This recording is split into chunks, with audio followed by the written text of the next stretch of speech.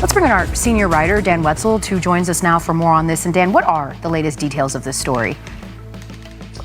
Well, we're waiting to see whether Shedeur will be arraigned Friday in Washtenaw County Court. There's still nothing posted on the website, or if he will waive that arraignment. If so, that would give us his actual charges in this case. So far, he's just been treated in custody as a suspect in alleged assault.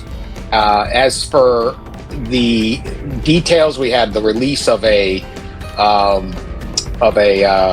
dispatch call today that detailed that Moore had been at the address that matches up with the listed address of the staffer in question that he had the inappropriate relationship with. So with the Michigan football staffer that cost him his job. So that's kind of the latest. We're in a wait and see mode on what exactly he is charged with. Wait and see mode is, of course, another term for a developing story. And because of that, we've got Dan Wetzel standing by following this for us. He'll bring us more from Michigan as it happens. Thank you. Is married with 3 children, and he has been heading the Michigan Wolverines football program after helping as offensive coordinator Jim Harbaugh take the Michigan Wolverines to the national title a couple of years ago. He's been the coach of Michigan over the last couple of years, and he is out officially as the head coach. To get into more details about it, who better to have on the show with us than my next guest? He's a New York Times best-selling author.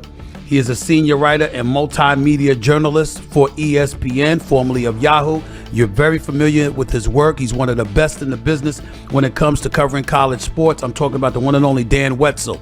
He's on the line with us right now. Dan, how are you, man? It's good to see you. Good to see you, Stephen. Long time. Yeah, it has been. Let's get right to it, man. I mean, take us through the timeline of Coach Moore being fired by Michigan and what happened over the course of yesterday up to now.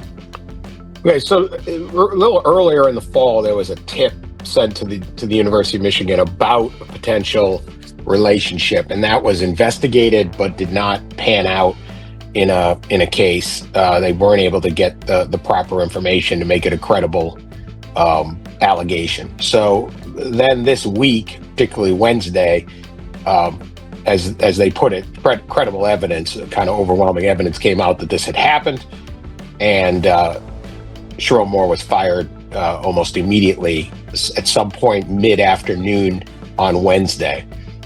By 4:10 p.m., the police department in Pittsfield Township, Michigan, responded to a call at an address at a residence in their town. It's just outside of Ann Arbor for a alleged assault. Moore was later detained by a separate police department in another town outside of Ann Arbor and then brought back to Pittsfield. He was then 8:30 last night booked into the Washtenaw County Jail, or not booked, but put in his custody and put in custody in the county jail as a suspect in the alleged assault. He remains there today. This is obviously Thursday afternoon. He's still in the jail.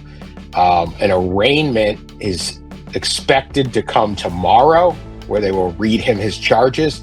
What those charges are, we do not know, but the Pittsfield Township Police say there'll be an arraignment tomorrow that Shedeur Moore is expected to be at.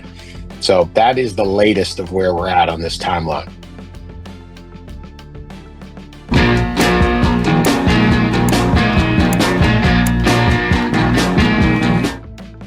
The residence that Shedeur Moore went to, do we know if that is the address of the staff member that he's alleged to be having the inappropriate relationship with? So we're going to be real careful on what I'm reporting, just because this is a very sensitive situation. Of course. And so, no, we do not. We're not reporting that. Okay, so we're not reporting that at all. Okay, and I'm wondering right now, is this person a member of the football staff? Was it a student? Who was the staff? The staff member he's alleged to have had the inappropriate relationship with? It was a staff member in the football department that he would have authority over. So that was really the issue: is you cannot have an inappropriate relationship with someone that works for you.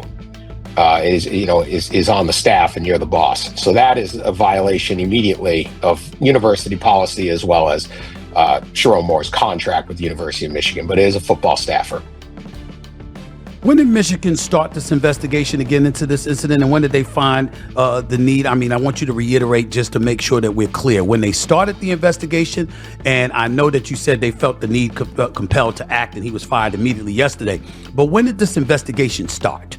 Not entirely sure, but earlier in the fall, there was a tip that this might be going on, and that there was an investigation that did not pan out the details you need to make a move like this. But that information, the information that became available this week and certainly on Wednesday, made it clear. And again, there's really not anybody working at any company knows the boss can't be having inappropriate relations with someone they're overseeing. So once that goes down, an institution as big as the University of Michigan is going to cut ties, pretty much no matter who you are, or they're going to face a lot of backlash on that. So that really everything came up on Wednesday. I know people are like, well, did Michigan?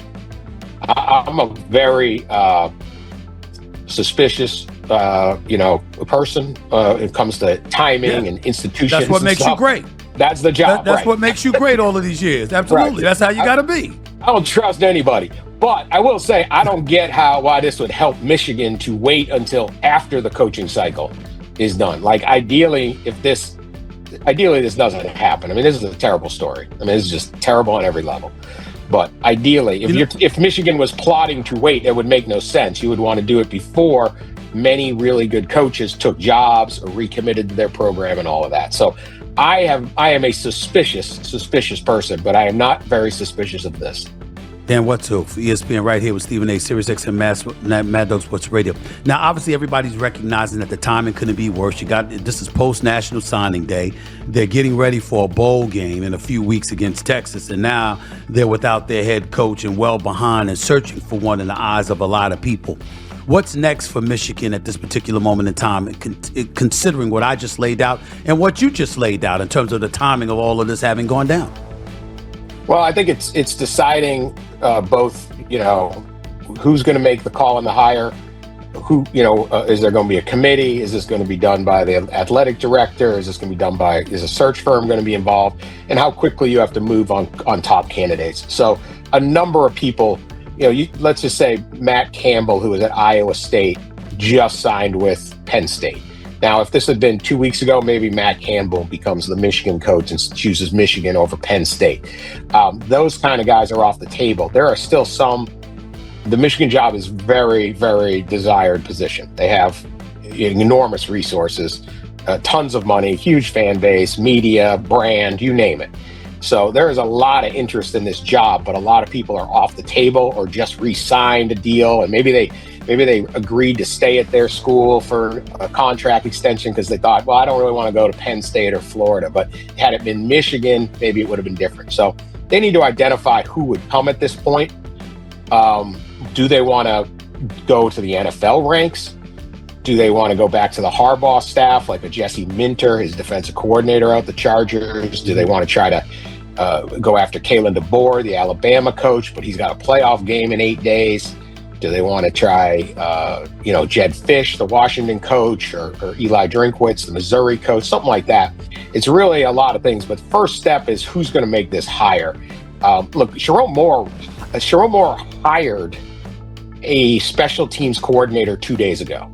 So I think everybody at Michigan thought this was not going to come out. Like, you wouldn't hire an assistant coach 2 days ago, a coordinator, unless you thought you were keeping your job, and everyone else thought. So a lot of things went quick. There were enormous amounts of rumors about Sherrone Moore and all that, but internally in the program, it was business as usual. Now you're kind of got to move quick. The beauty